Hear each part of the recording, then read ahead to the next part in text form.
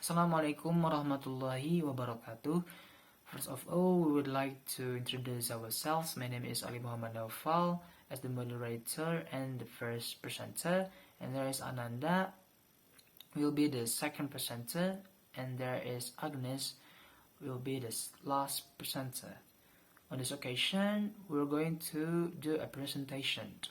We're going to discuss about places of articulations. This presentation will consist of 9 places of articulation. So without any further ado, let's get into it. So basically, place of articulation is a term used in phonetics to describe the parts of the mouth or vocal tract used in the production of speech sounds. As I said before, there are 9 places of articulation. The first one is bilabial. The bilabial articulation involves both of your lips, the upper and the lower. And there are 3 sounds produced at this place. The first one is P, second one is M, and the last one is B. The sounds are producing by bringing your lips together and releasing them suddenly. For example, like please for the P sounds, and balloon for the B sounds, and last one mana for the M sounds. So basically you need to make sure that your lips is touched like this. Pleased, balloon, matter. So that's all from me. We are going to move on to the second presenter, which is Ananda. Time is yours. Well, thanks for Ali. And then the next material about labiodental.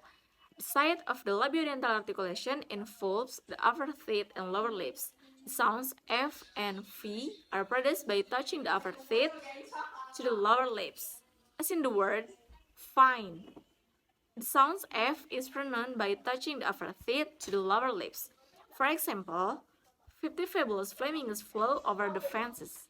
The next material about interdental. The interdental sites of articulation involve the tongue and teeth. The sounds are produced by placing the tongue between the upper and lower teeth. For example, in the word think, the sounds is pronounced by placing the tongue between the teeth. Example, I think that's a great idea. Well, and then the next point about alveolar. The alveolar articulation site involve the tongue and alveolar ridges, which are the hard part of the roof of the mouth behind our front teeth. Here, and sounds such as T, D, N, S, and Z are produced by placing the tongue near the alveolar spines, as in the word like duck, duck. The sound D is pronounced by placing the tongue near the alveolar spines. Example, Tom took the train to town. And the last point is palatal. The palatal side of articulation involves the tongue and the back palate. Sounds is sh are pronounced by bringing the back of the tongue closer to the back palate, like the word should. The sounds sh is pronounced by bringing the back of the tongue closer to the back palate. For example, she sells seashell by the seashore. I think that's all from me, and the next material will be presented by Agnes Fisha Ayumi as the last presenter. Agnes Fisha Ayumi, time is yours. My name is Agnes Fisha and I'm gonna tell you about velar.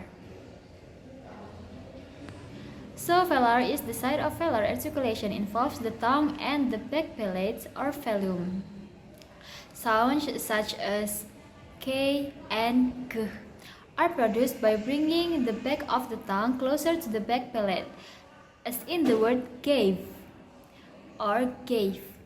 The sound G is pronounced by bringing the back of the tongue closer to the back palate. The example words is The car went over a bumpy road. And then uvula. The uvular articulation sites involve the uvula, which is a small piece of tissue hanging behind the roof of the mouth. Sounds such as k are produced by bringing the uvula closer to the back of the throat. This sound is not very visible in English. In Samoan language, the sound R is sound with a uvular vibration. The example is the dialect spoken in the region includes the uvular stop in some words. Next is we're gonna talk about glottal. The glottal side of articulation involves the vocal cords or glottis, which are the spaces in the throat that produce sound.